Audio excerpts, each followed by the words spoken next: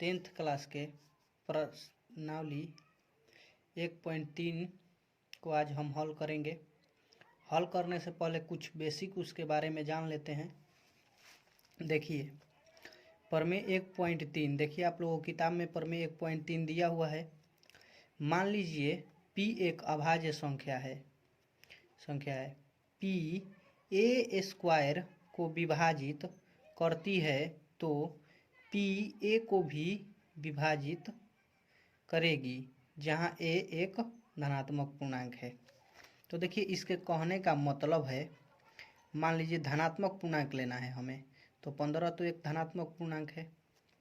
अगर इसे 3 विभाजित करता है, 3 पचे 15 विभाजित कर दिया, 3 से यह विभाजित होता है तो इसका स्क्वायर भी 3 से विभाजित होगा। जैसे कि हम 15 का स्क्वायर करते हैं, देखिए 15 का स्क्वायर करेंगे तो 225 हो जाएगा, तो यह भी विभाजित होगा 3 से। 3 7 21, 3 5 15, 75 बार में यह भी विभाजित हो गया।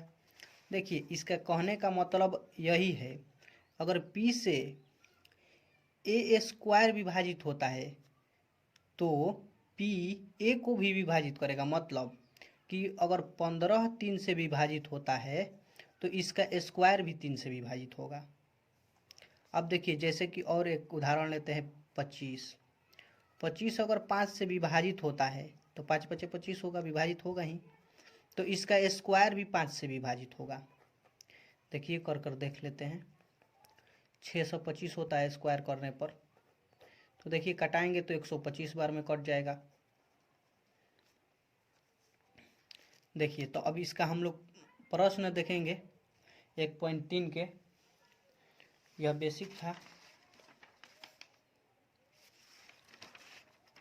देखिए पहला नंबर सवाल है कि सिद्ध कीजिए कि √5 एक अपरिमेय संख्या है। हमें सिद्ध करना है कि √5 एक अपरिमेय संख्या है। 1.3 का एक क्वेश्चन परीक्षा में आता ही है, आप लोग इसे अच्छे से समझिएगा। तो हमें मानना होगा, माना कि देखिए अपरिमेय बोल रहा है तो इसके विपरीत मानेंगे, उल्टा मानेंगे। जैसे कि ये परिमेय दिया है तो अपरिमेय हम लोग मानेंगे। √5 एक परिमेय संख्या है, इसका उल्टा मानेंगे। उल्टा देखिए, अब जब ये परिमेय संख्या मान लिए हैं तो देखिए परिमेय संख्या होता है क्या, जिसे हम लोग P/Q के रूप में लिख सकते हैं। अब देखिए इसे P/Q के रूप में लिख लिए हैं ना, तो अब इसे मानेंगे P तथा Q सह अभाज्य संख्या है। लोग मानेंगे कि यह एक सह अभाज्य संख्या है। देखिए सह अभाज्य संख्या का मतलब होता है, देखिए पहला स्टेप में यही करना है आप लोगों को। सह अभाज्य का मतलब होता है कि जो संख्या दी हुई है उसका HCF 1 आना चाहिए। जैसे कि P और Q दिया हुआ है तो इसका HCF 1 आना चाहिए। अगर HCF 1 नहीं आ रहा है तो हमारा मानना गलत हो जाएगा, इसलिए हम लोग हल करते हैं। देखिए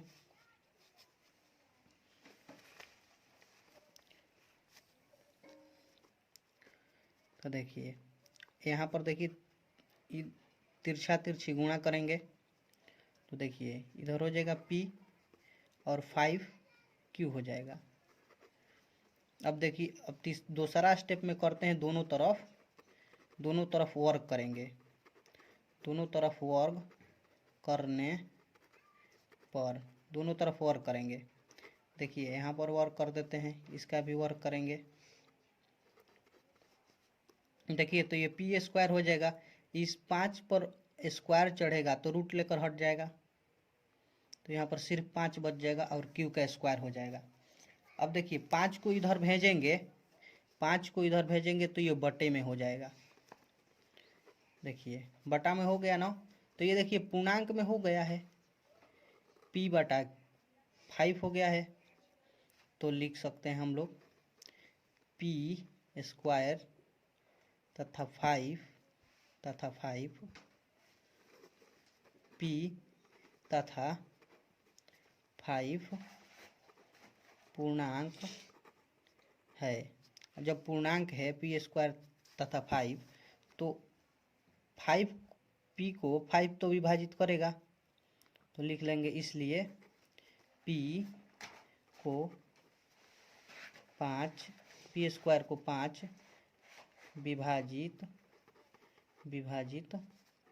करेगा।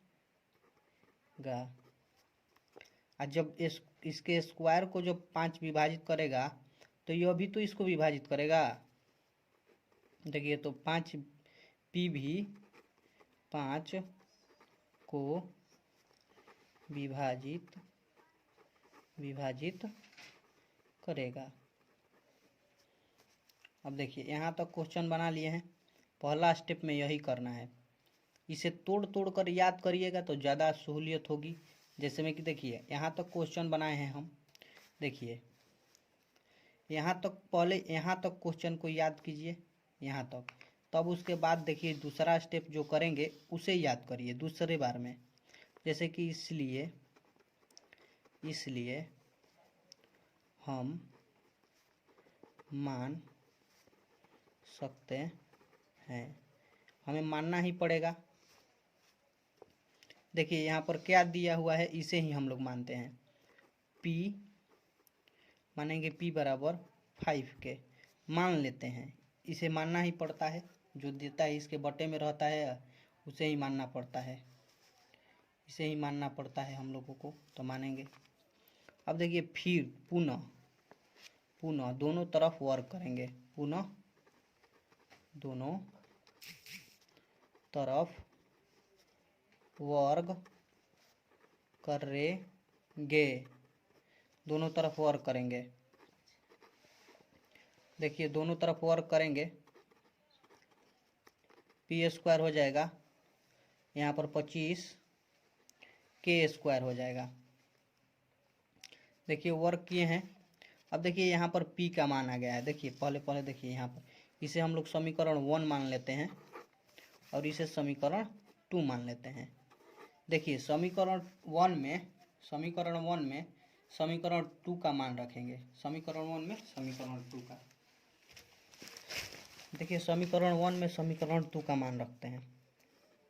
समीकरण 1 में या p का मान रखते हैं, पी स्क्वायर का मान रखने पर, देखिए यहाँ पर पी स्क्वायर का मान रखेंगे, तो यहाँ पर दिया हुआ है,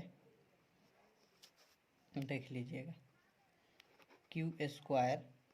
देखिए, क्यू स्क्वायर बराबर दिया हुआ है पी स्क्वायर बटा में, इधर उधर कर दिए हैं, इसे इधर कर दिए और उधर इसे कर दिए हैं, तो इससे कोई घबराने वाली बात नहीं है, ये हो सकता है।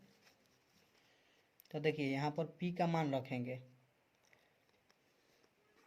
देखेंगे p का मान क्या दिया हुआ है, 5 के स्क्वायर दिया हुआ है, बटे में 5 है, तो 5 5 25 हो जाएगा। अब देखिए, 5 के आ गया हमारा, जब 5 के आ गया, 5 के आ गया है, देखिए यहाँ पर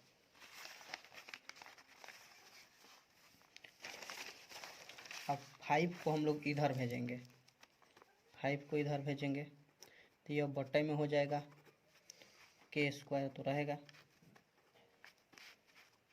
देखिए, यह भी तो पूर्णांक है, देखिए अभी पूर्णांक है, तो लिखेंगे क्यू स्क्वायर तथा 5 पूर्णांक है।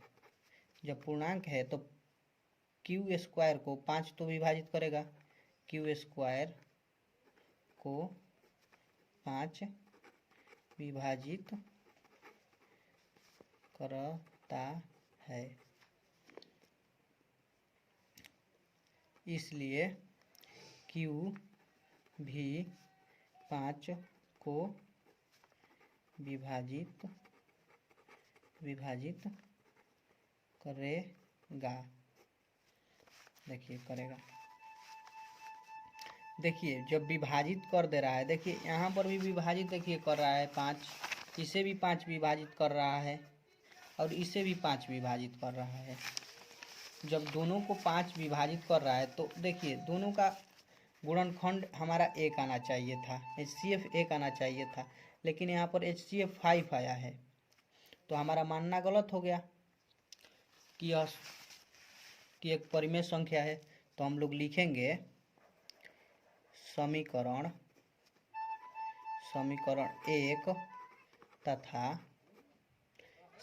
1 तथा इसे समीकरण हम लोग मान लेंगे 3। समीकरण 1 तथा 3, देखिए समीकरण 1 में देखिए क्या दिया हुआ है। देखिए समीकरण 1 में ये दिया हुआ है। समीकरण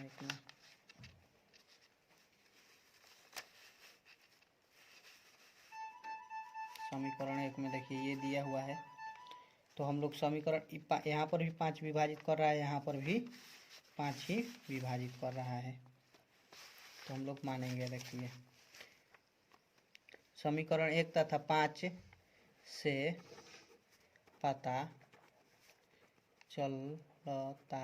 पता चलता है कि उभय निष्ठ गुणनखंड 5 है। लेकिन हमारा तो 1 आना चाहिए, लेकिन यहाँ पर दिया हुआ है कि उभयनिष्ठ गुणनखंड 5 है इसका। इसलिए हम लोग लिख लेंगे, इसलिए हमारा मानना गलत है कि √5 एक परिमेय संख्या है। √5 एक परिमेय संख्या है।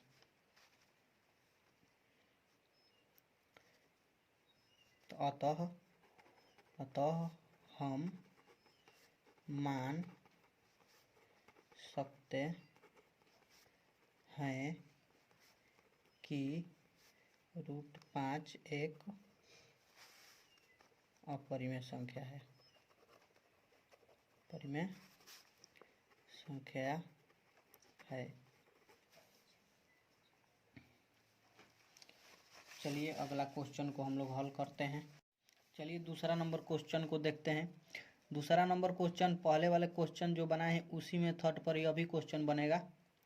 देखिए दूसरा नंबर क्वेश्चन कह रहा है कि सिद्ध कीजिए कि 3 + 2 × √5 एक अपरिमेय संख्या है। तो उसी प्रकार से इसे भी हल करेंगे हम लोग। देखिए हल करते हैं। देखिए बोले हैं कि परिमेय दिया हुआ है तो उसके उल्टा मानेंगे, अपरिमेय दिया हुआ है तो उसके उल्टा मानेंगे परिमेय। तो माना कि 3 + 2 √5 एक परिमेय संख्या है।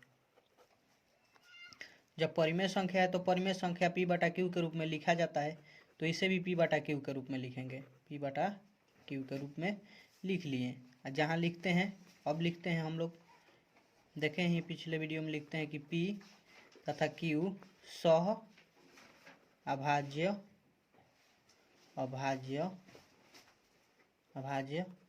संख्या है, सह अभाज्य संख्या है। मान लिए सह अभाज्य संख्या। अब देखिए 3 इधर प्लस में है, उधर जाएगा तो हमारा हो जाएगा माइनस में। तो P - Q/Q -3 हो जाएगा। इधर 2 गुणा में है, उधर जाएगा तो हो जाएगा हमारा बटा में, 1/2 हो जाएगा। इधर PQ -3/1 हो जाएगा। अब देखिए इससे गुणा करेंगे इन दोनों में पारापारी, तो हो जाएगा P/2Q -3/2। अब देखिए अब लिखेंगे इसे, लोगों को बताएं 2 प्रकार के क्वेश्चन आता है। ऐसा आएगा तो थोड़ा सा में ही बन जाता है। देखिए हम लोग लिखेंगे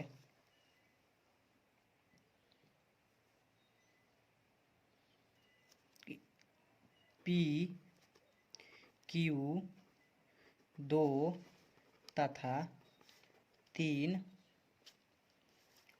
पूर्णांक हैं, इसलिए यह एक परिमेय संख्या है। जब ये परिमेय संख्या है, देखिए यह जब परिमेय संख्या जो पी बटा क्यू के रूप में रहता है वह परिमेय संख्या, इसके बराबर में 5 है तो यह भी तो परिमेय संख्या होगा, तथा √5 भी परिमेय संख्या है।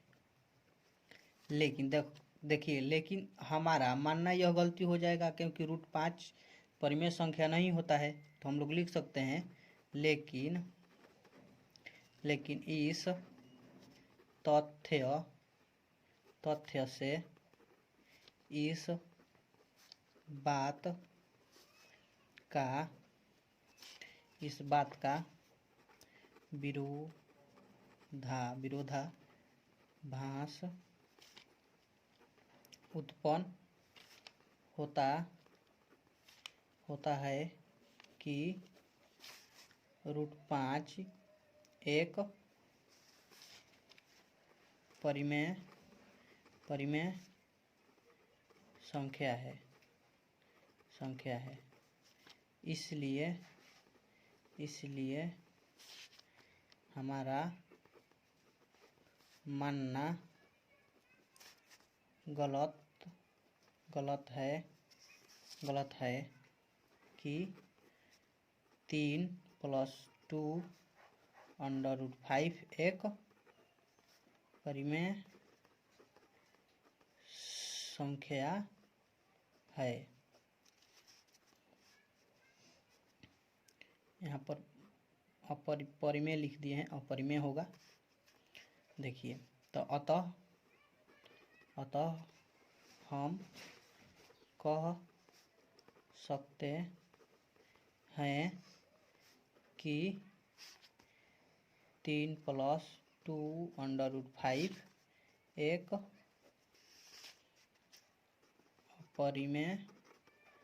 अपरिमेय